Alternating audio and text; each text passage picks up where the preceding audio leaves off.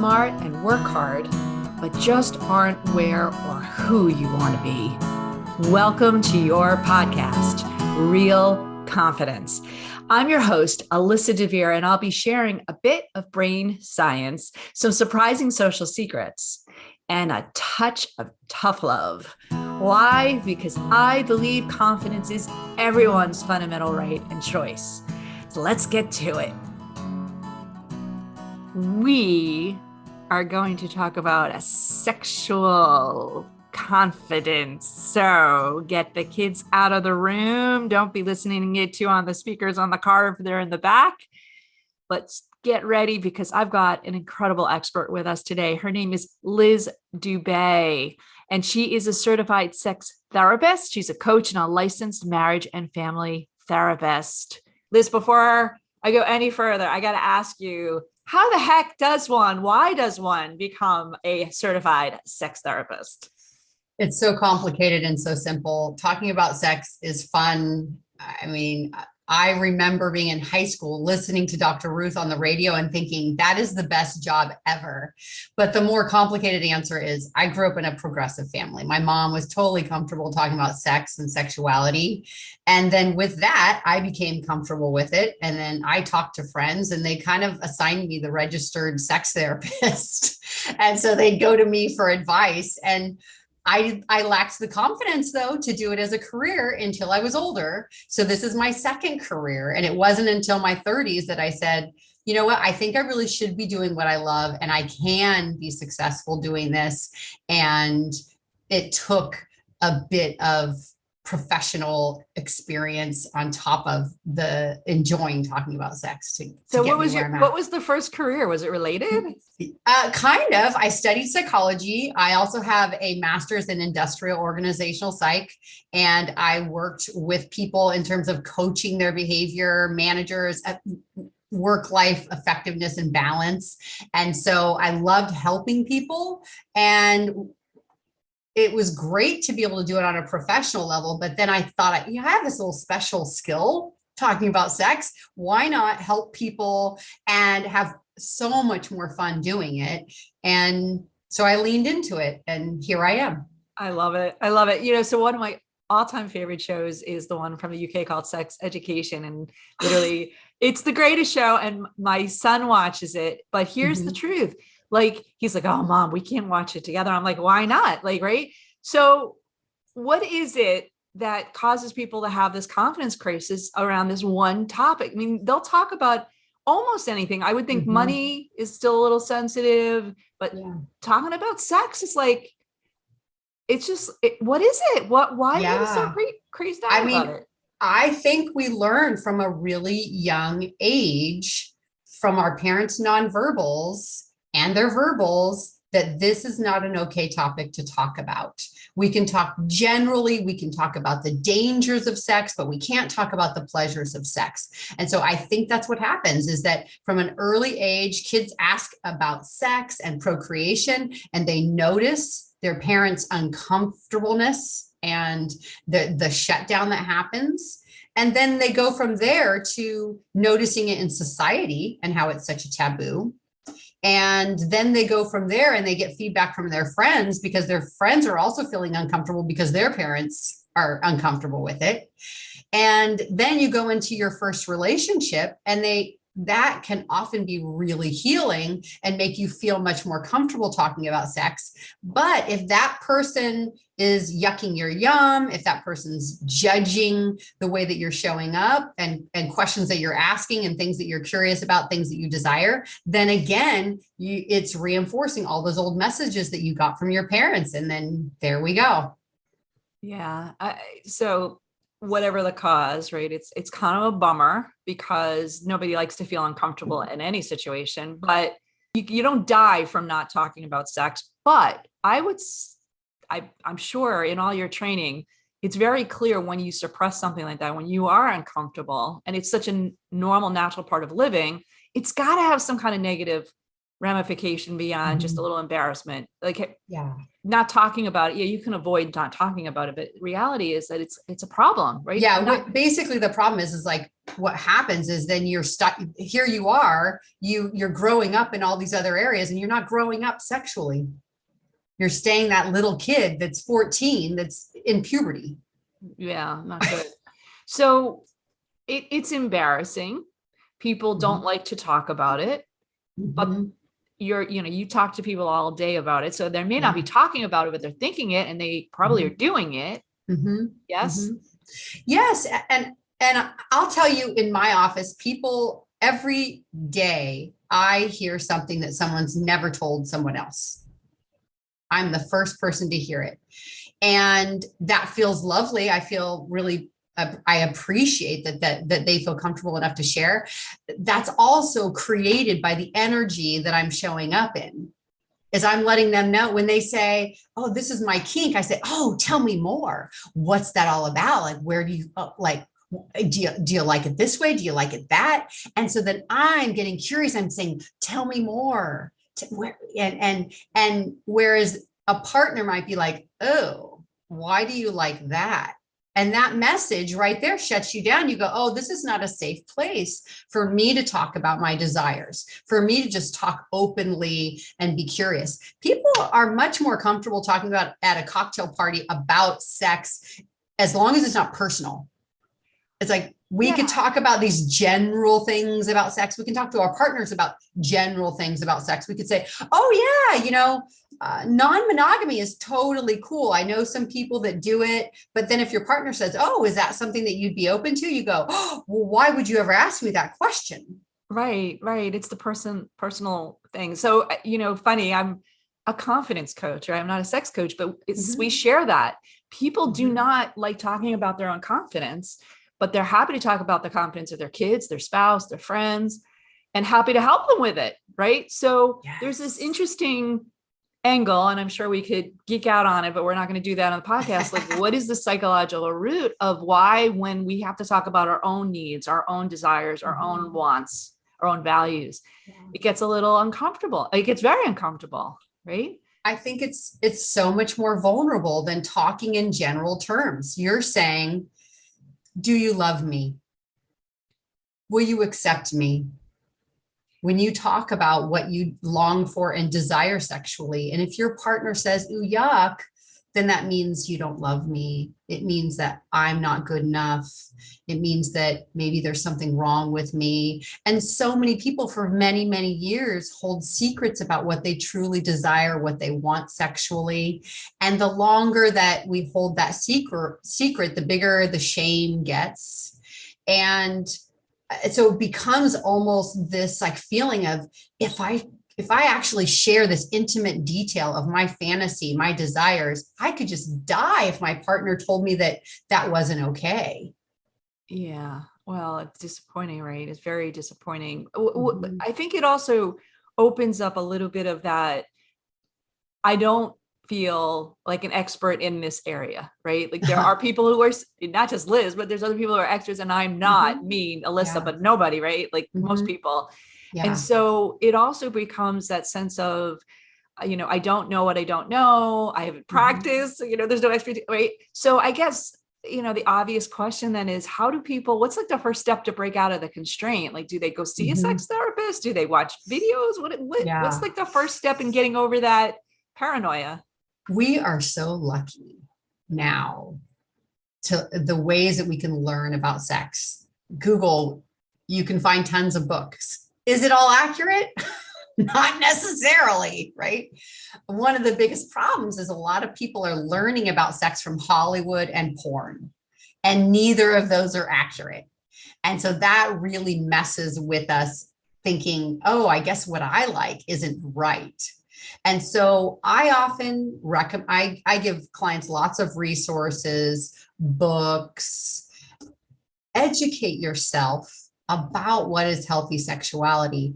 And the simple answer is anything goes as long as it's consensual. Anything that you feel like you like and you desire, who fucking cares where it comes from? All right, we don't have to pathologize that. no, we don't. But you dropped another C word with this, which is consensual. So, where my brain went, I don't know why, but it's fine, right? Maybe it's good that this is audio only, is consensual. What if you bring something to a partner and they're like, oh, or I'm not interested in that? Like, is that bad? Is that terrible? Is that the end of the road? Like, what do you do with that? It's going to depend with each couple. Sometimes people are in this standoff where one partner wants something and then the other partner feels like, well, I'm not even going to edge in on that at all because it's such a turnoff. Now, that's where sex therapy can be handy. Some sex coaching to be able to get some ideas of how do we navigate our differences here. We don't have to end the relationship because we can't physically do this kink that you want to do. Are there ways to navigate it through verbal role play? Can you join your partner in their fantasy of doing the kink without actually doing it? Are there ways that you can act it out that might jive more with your partner's erotic map and not feel like such a turnoff? But if your partner is like, your kink really, really turns me off, then I don't think that's completely the end of the road, but I think that really seeing a professional to be able to help you work through this, because it's going to feel so shameful. And to be able to be in an office with someone who can say, oh, well, tell me what it is that what is it about that fantasy that turns you on? And sometimes we find that that person's kink isn't what it appears to be on the surface level, where a partner might think, well, you just want to degrade me. No, this is not about me degrading you. This is the way I feel when I imagine us playing out this kink. And then when their partner can understand, oh, okay, so this isn't about you degrading me. This is about you feeling ... And those conversations are really hard to have because, like we started this podcast with, is that people aren't talking about sex. It's a skill. This is a skill that has not been developed because we stopped talking about it when we were 5. I mean, when my kids asked about where do babies come from, I said, okay, well, there's a penis, it goes in the vagina, and a few more sentences, and then they laughed and they were like, oh, okay, pass the peas. And no big deal. But other parents are like, oh, okay, well, Virginia and the soldiers and right. The baby is conceived. Come on, really? Can we just, like, the kids want brass tacks? What is it? Is that the word, brass tack? Yeah, no, well, in reality, is like you said before, if you don't tell them, they'll just Google it up. I mean, it's not that hard anymore. Different when I grew up, like, I had to go find people who actually spoke, right? All right, well, good. We're gonna come back later, so I'm not even gonna break it because I'm not ready to break with you at all, but I want to talk a little bit of how you build the skill, because we say confidence is a skill. And one of the things that we're talking about confidence and we're talking about sex, in both in terms of skill. I will also make the conclusion here that confidence gives sex, and better sex probably gives confidence. Do you think there's a chicken and an egg here?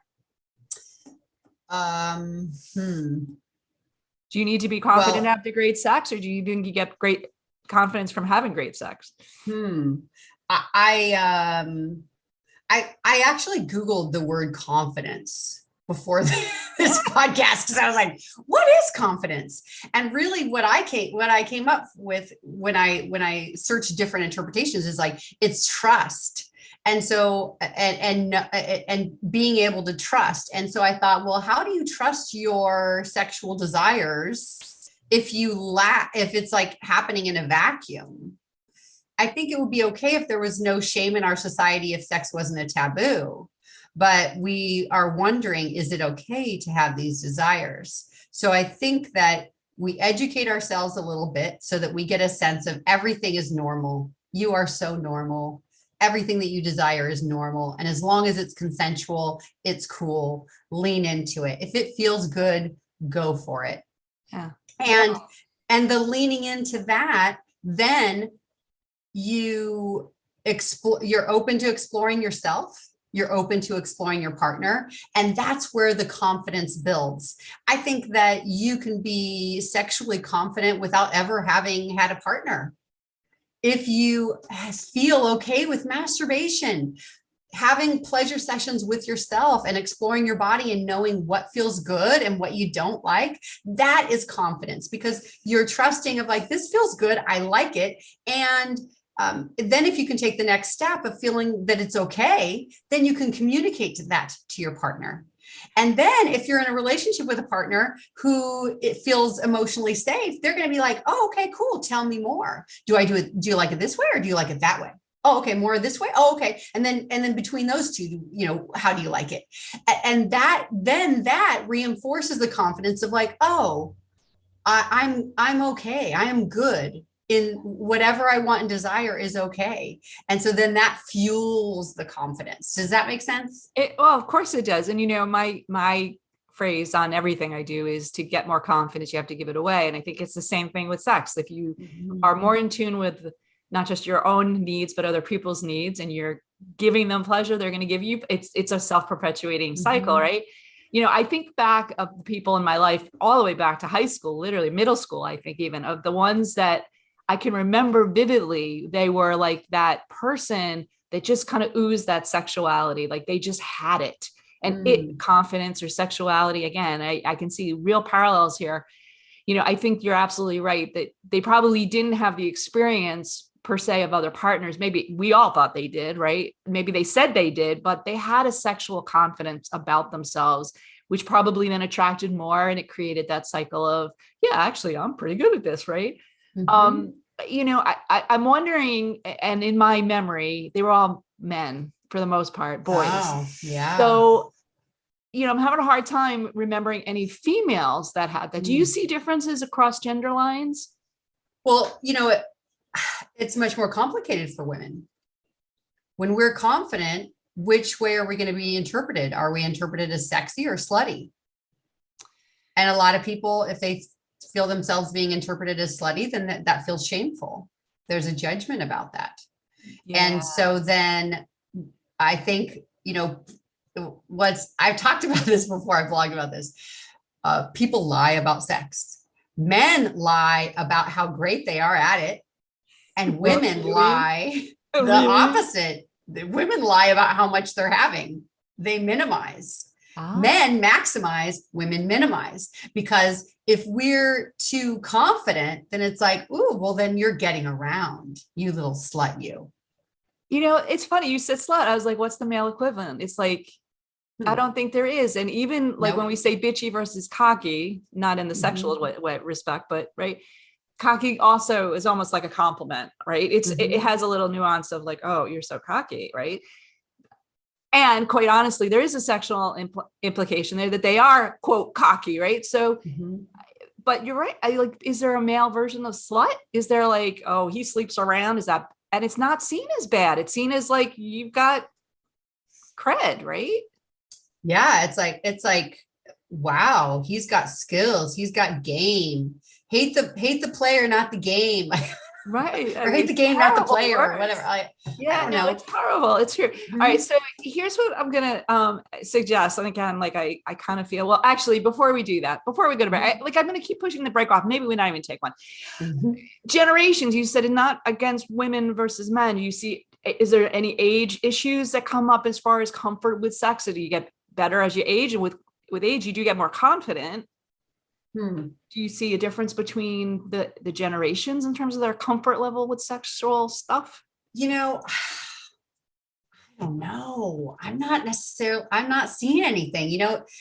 This is one of the reasons I became a sex therapist. Was I thought that as I got older, my friends would start to feel more comfortable talking about sex.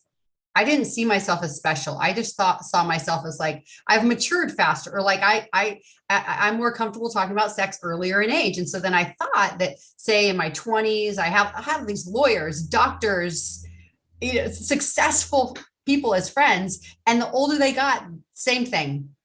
It was like, Liz, why do you have to talk about sex again? Like, Don't say cock ring. No. I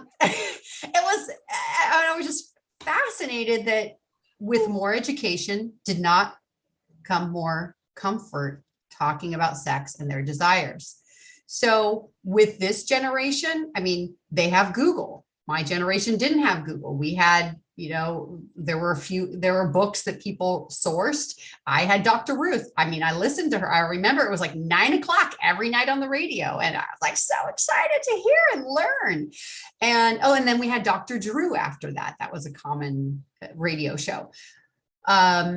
But those were pieces where we could get accurate information. Google is not always accurate. And the porn that the kids are seeing is definitely not accurate. So are they more confident? Are they more, because I wouldn't say, if we're talking about confidence, and if I'm remembering, if that's the original question before I started to babble on.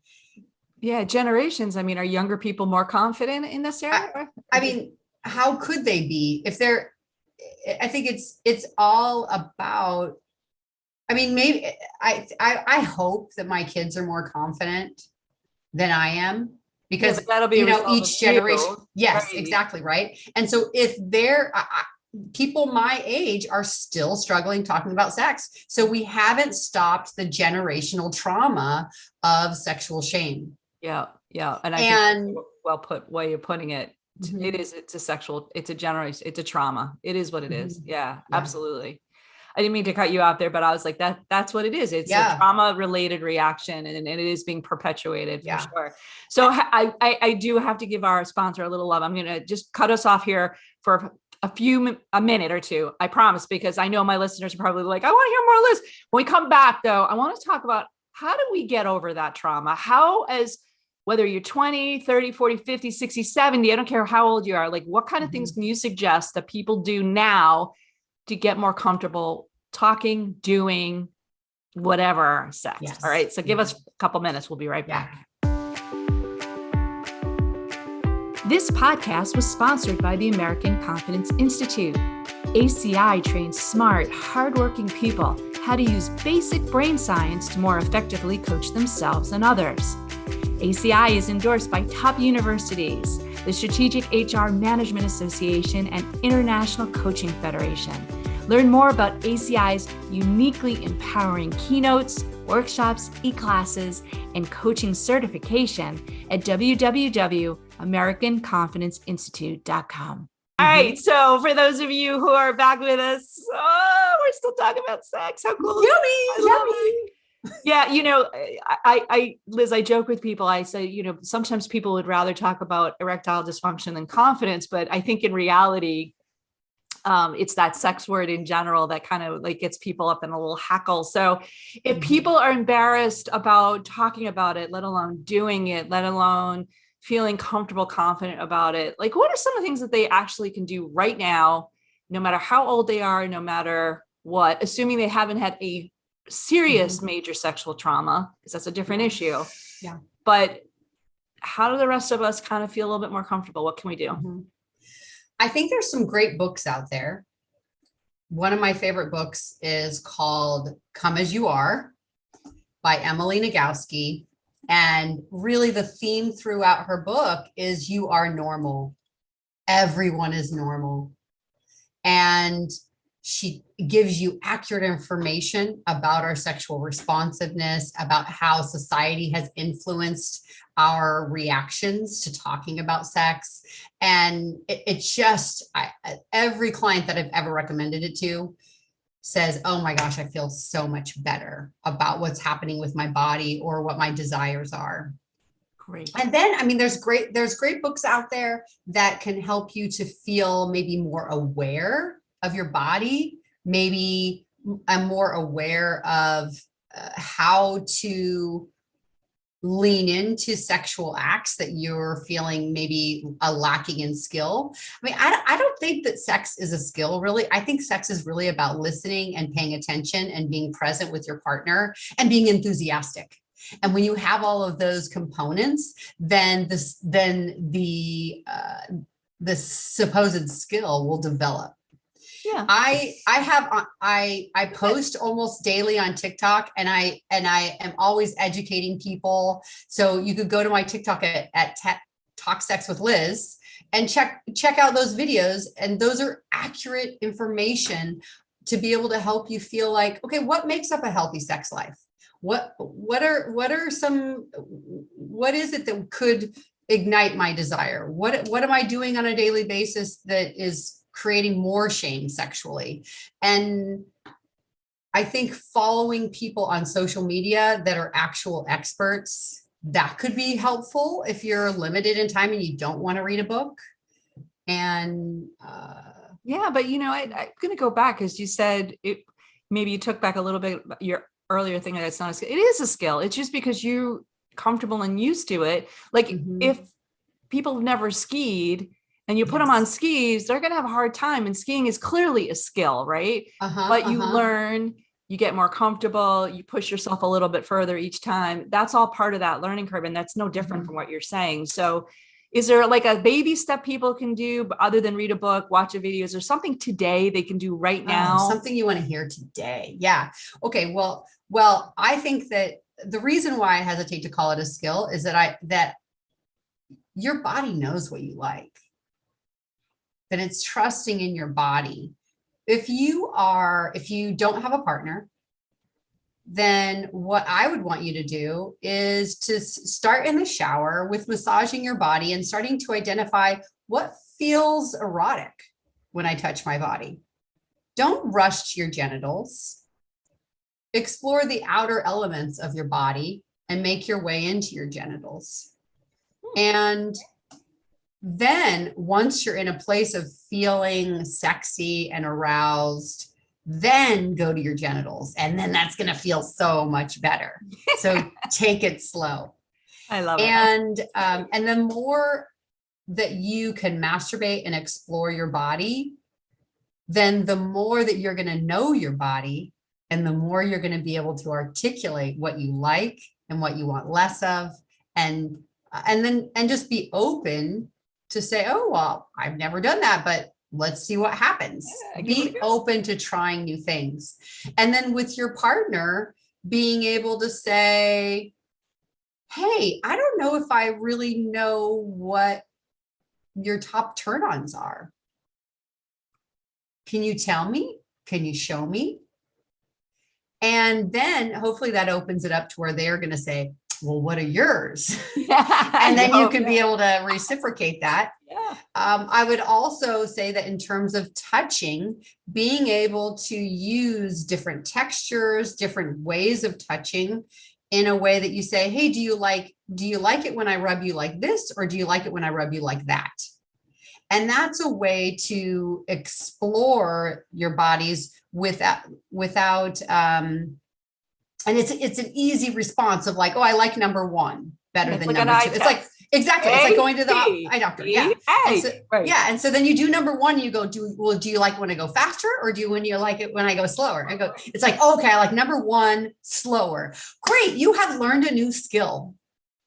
But I mean, it's like part of that, but you have to deliberately try. You have to even practice to some extent, right? And you've got to be that much more committed. But trust your body, that your body knows what you want. And so I don't trust my body on skis. I fall on my butt and I fall on my face.